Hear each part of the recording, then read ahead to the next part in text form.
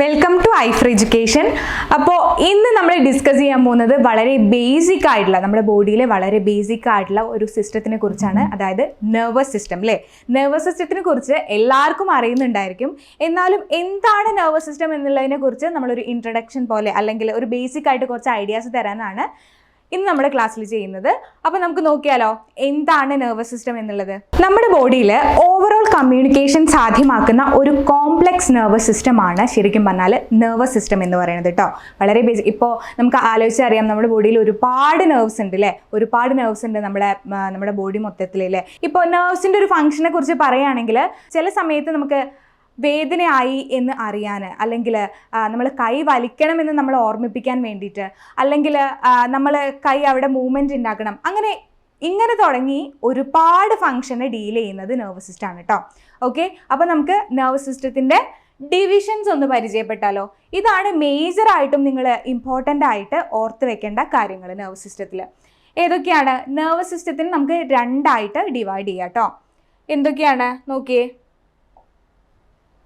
Central nervous system, അതുപോലെ തന്നെ peripheral nervous system.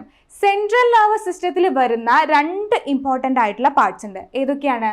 Brain and spinal cord. അല്ലേ, ബോഡിയിലെ ഏറ്റവും ഇമ്പോർട്ടൻ്റ് ആയിട്ടുള്ള രണ്ട് പാർട്സ് ആണ് ബ്രെയിനും സ്പൈനൽ കോഡും അല്ലേ.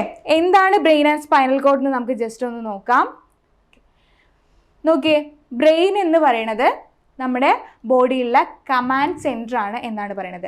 അതായത് ഇപ്പോൾ നമ്മുടെ തോട്ട്സ് ആയിക്കോട്ടെ, നമ്മുടെ മെമ്മറി ആയിക്കോട്ടെ, നമ്മൾ ഒരു ചിന്തകളില്ലാത്തൊരു മനുഷ്യനെയൊന്നും നമുക്ക് ഒരിക്കലും ഇമാജിൻ ചെയ്യാൻ പോലും പറ്റില്ല അല്ലേ. അപ്പോൾ നമ്മൾ മെമ്മറീസ് സ്റ്റോർ ആവുന്നത്, അല്ലെങ്കിൽ നമുക്ക് ഉണ്ടാവുന്ന തോട്ട്സ്, ഐഡിയാസ്, നമ്മുടെ കമ്മ്യൂണിക്കേഷൻ, നമ്മുടെ കോൺഷ്യസ്നെസ് എല്ലാം ബ്രെയിനിൻ്റെ കളികളാണ്. ബ്രെയിൻ എന്ന് പറയുന്ന ഒരു പാർട്ട് നമ്മുടെ ബോഡിയിൽ ഇല്ലെങ്കിൽ മനുഷ്യന് എക്സിസ്റ്റ് ചെയ്യുന്നുണ്ട് എന്ന് ഒരിക്കലും പറയാൻ പറ്റില്ല അല്ലേ. ഓക്കെ, അപ്പോൾ ഇതുപോലെ തന്നെ നമ്മുടെ ബോഡിയിലുള്ള മേജർ ആയിട്ടുള്ള എല്ലാ ഫങ്ഷനെയും ഡീൽ ചെയ്യുന്ന ഒരു പാർട്ടാണ് ബ്രെയിന്. പിന്നെ അതുപോലെ തന്നെ വരുന്നതാണ് സ്പൈനൽ കോഡ്. നമുക്കറിയാം, സ്പൈനൽ കോഡിൻ്റെ ഒരു ഇമ്പോർട്ടൻസിനെ കുറിച്ച് നിങ്ങൾക്ക് എല്ലാവർക്കും അറിയുന്നുണ്ടായിരിക്കും അല്ലേ. സ്പൈനൽ കോഡ് ഇഞ്ചുറീസിനെ പറ്റി നിങ്ങൾ കേട്ടിട്ടുണ്ടായിരിക്കും അല്ലേ. ലൈഫ് ലോങ് ആയിട്ട് നമുക്ക് പാരാലിസിസ് ഒക്കെ വരാൻ സാധ്യതയുണ്ട് ഈ സ്പൈനൽ കോഡിനൊക്കെ എന്തെങ്കിലും ഇഞ്ചുറീസ് പറ്റിയിട്ടുണ്ടെങ്കിൽ അല്ലേ. ഓക്കെ, അപ്പോൾ സ്പൈനൽ കോഡ് നമ്മുടെ ബോഡിയിലുള്ള വളരെ ഇമ്പോർട്ടൻ്റ് ആയിട്ടുള്ളൊരു പാർട്ടാണ്. പിന്നെ അടുത്തതാണ്, ഇപ്പം നമ്മൾ സെൻട്രൽ നെർവസ് സിസ്റ്റത്തിനെ കുറിച്ച് പറഞ്ഞു. ഇനി അടുത്തതാണ് പെരിഫറൽ നെർവസ് സിസ്റ്റം എന്ന് പറയുന്നത് കേട്ടോ. Peripheral nervous system. Peripheral nervous സിസ്റ്റത്തിനെ നമ്മൾ രണ്ടായിട്ട് ഡിവൈഡ് ചെയ്യുന്നുണ്ട്. ഓക്കെ, ഓട്ടോണോമിക് നെർവസ് സിസ്റ്റവും സൊമാറ്റിക് നെർവസ് സിസ്റ്റവും. ഓക്കെ, ഓട്ടോണോമിക് നെർവസ് സിസ്റ്റത്തിനെ നമ്മൾ രണ്ടായിട്ട് ഡിവൈഡ് ചെയ്യുന്നുണ്ട്. ഏതൊക്കെയാണ്? പാരാസിമ്പത്തറ്റിക് നെർവസ് സിസ്റ്റവും അതുപോലെ തന്നെ സിമ്പത്തറ്റിക് നെർവസ് സിസ്റ്റവും. എന്താണ് സിമ്പത്തറ്റിക് നെർവസ് സിസ്റ്റം എന്ന് പറയുന്നത്? സിമ്പത്തറ്റിക് നെർവസ് സിസ്റ്റം എന്ന് പറയുന്നത് നമ്മൾ ആക്റ്റീവ് ആയിരിക്കുന്ന സമയത്ത് അല്ലെങ്കിൽ അലേർട്ട് ആയിരിക്കുന്ന സമയത്ത് പ്രവർത്തിക്കുന്ന നെർവസ് സിസ്റ്റമാണ്.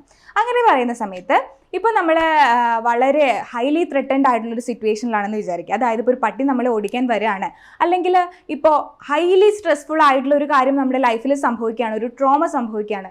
ആ ഒരു സമയത്ത് നമ്മുടെ ബോഡിയിലെ എല്ലാ ഫങ്ഷൻസിനെയും ഇൻക്രീസ് ചെയ്യിപ്പിച്ചുകൊണ്ട്, അതായത് ഇപ്പോൾ പറയുകയാണെങ്കിൽ നമ്മളിപ്പോൾ ഒരു പട്ടി ഓടിക്കാൻ വരുന്ന സമയത്ത് നമ്മുടെ ഹാർട്ട് ബീറ്റ്സ് കൂടും അല്ലേ, നമ്മുടെ മൗത്ത് ഡ്രൈ ആവും. അങ്ങനെയുള്ള കാര്യങ്ങൾക്കൊക്കെ നമ്മളെ ഹെൽപ്പ് ചെയ്യുന്നത് സിമ്പത്തറ്റിക് നെർവസ് സിസ്റ്റം ആണ് കേട്ടോ. മാക്സിമം എനർജി യൂട്ടിലൈസേഷൻ ആണ് ഈ സിമ്പത്തറ്റിക് നെർവസ് സിസ്റ്റം പ്രവർത്തിക്കുന്ന സമയത്ത് നടക്കുക.